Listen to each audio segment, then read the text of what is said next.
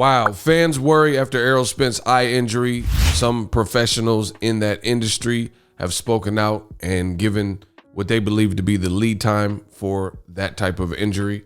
We're going to talk about Errol Spence, future, all that good stuff, and more in this video. What up, Fight World? It's your boy Ego, and I'm back with some more boxing. Make sure you guys throw a like on the video. It goes a long way. It's free, it's quick, painless. I can assure you.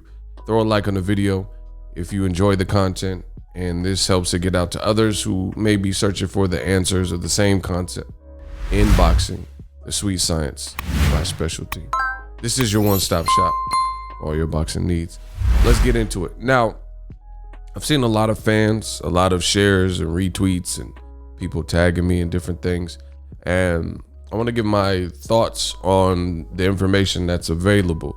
So basically, there's some boxing reporters who have spoken.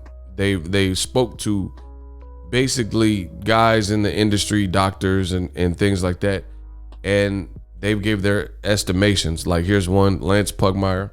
It says, Dr. Michael Davis, who performed the retinal tear surgery on Abner Mares, tells me the expected layoff for a retinal detachment break like the one suffered by Errol Spence Jr.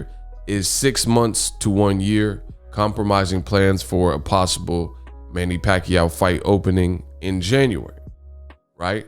So I've seen a lot of people hit me up and, retweeted this and sent me this and things like that. And this is Abner Mares' retinal tear surgeon, right? Then I've seen there's also articles that says, what does Errol Spence boxing future look like after this eye surgery? A week ago, news broke Errol Spence injured, had a withdrawal, compelling short notice, blah, blah, blah. And I'll put the link in the description. Spence and handlers are saying the recovery is already underway. He'll be back to action as soon as possible. But what might a retina injury mean for a boxer at Spence's level, both now and in the future? For a better understanding of Spence's injury, his treatment options, and what the future may hold, bad level hook, talk to Dr. Brian Vanderbeek, a retinal surgeon, blah, blah, blah. Right? It says Dr. Vanderbeek isn't involved in Spence's treatment, but was able to share his expertise on retina injury, blah, blah, blah. So right now, that alone tells you what it is. There's a lot of people who they're not even speaking to Errol Spence's ophthalmologist or whatever, or surgeon, or the person that even seen Errol Spence, looked at his medicals, his eye, and like examined him himself, and getting secondhand opinions from other doctors. Me personally, on my channel, I made an oath when I started the channel to always deliver you guys with accurate, reliable information. And I just feel like boxing, especially in this pandemic, has seen an influx of these clickbaity, sensationalized title. And I choose not to do that more often than not because I don't have to. I'm Boxingego. You know what I mean? We get what we need out the game without having to do that. You know what I mean? And out of respect for Errol Spence Jr., I'm not his optometrist. I'm not his ophthalmologist. I didn't see his eye.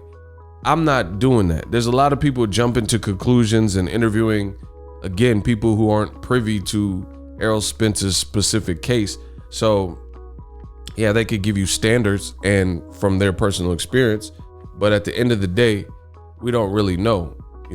The PBC telecast said it was a small tear, or the press release that they sent out said it was a small tear. So you can't just, it's not a snapback where you just put on a hat and adjust the back of it and one size fits all. So to me, it's in poor taste that fans and boxing media are sensationalizing this. I just wish Errol Spence a speedy recovery. I hope he is back to his 100% healthy true self so he could give us the fights without impairing his vision or, any like lifelong consequences or anything like that. But there's a lot of just energy that I've seen where people are playing doctor. And to me, this is one of the big problems with just social media and the internet in general, right? We're in a global pandemic. You got anti-vaxxers and stuff. and they did their own research, and they're going against some of the research from like accredited doctors who spent their whole life researching this, biologists, and 8+ years of school, and have always had a fondness of this.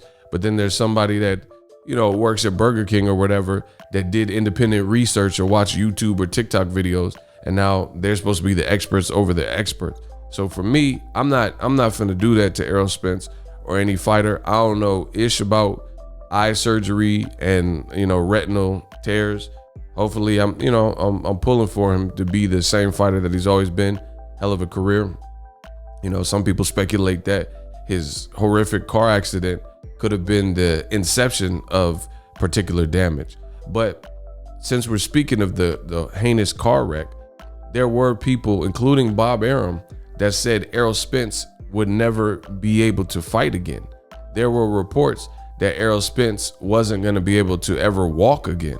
And as you see this picture, he's able to stand and walk, and he fought Danny Garcia.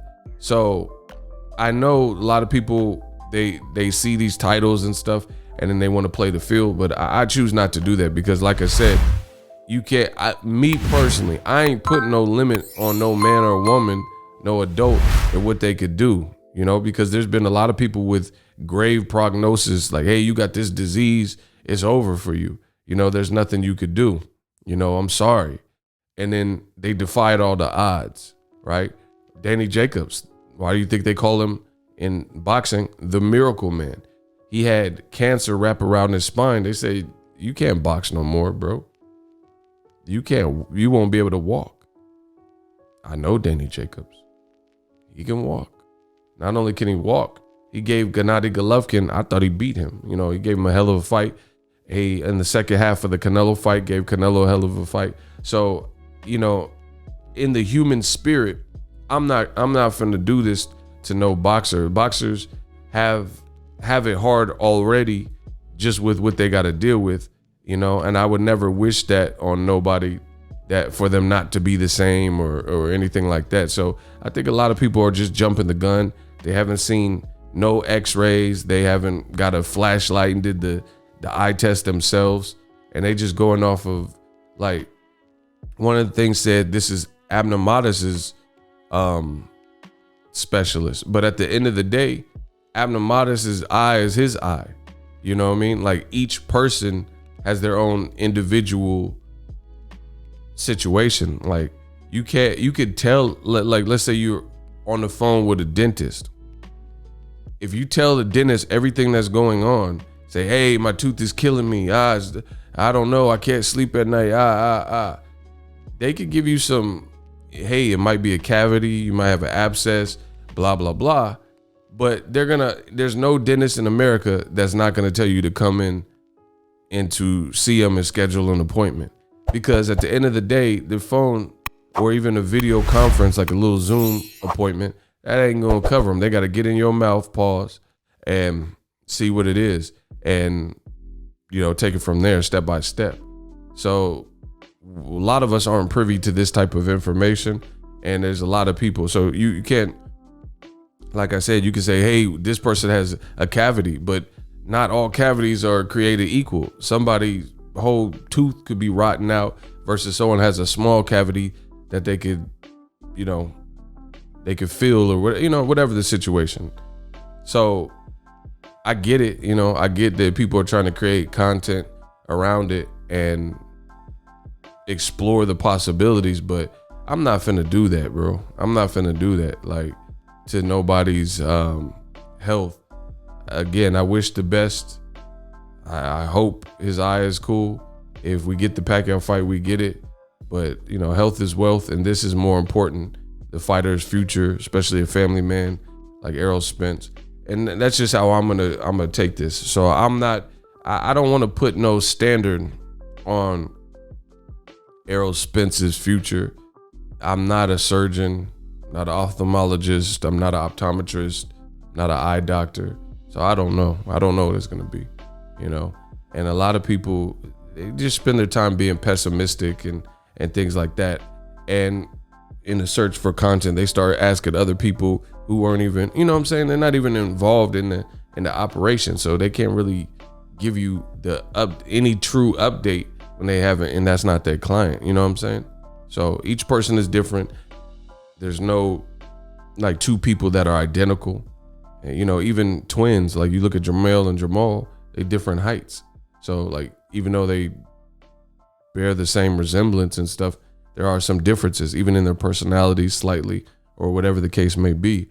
So you can't talk to Abner Modest's or Sugar Ray Leonard's eye doctor or something like that and then tell what it's going to be for the next person. You know, to me, I think that would be disingenuous. So I'll see. I'll wait for Errol's team or Errol to make a statement. Some people they've already picked his future. Oh, you got to retire, or you're never going to be the same. Your eye's going to fall out. You know, obviously it's serious. Derek James himself, team Errol Spence, said he can't get on the plane right now because it could burst his eye with the altitude. So it's clearly a serious injury. And the other thing that's upsetting to me is you have people like B-Hop who, you know, for all intents and purposes, I believe these experts are being truthful that this is a serious eye injury and it could take 6 months to a year or whatever. You know, that's their diagnosis without having all the information. I get that.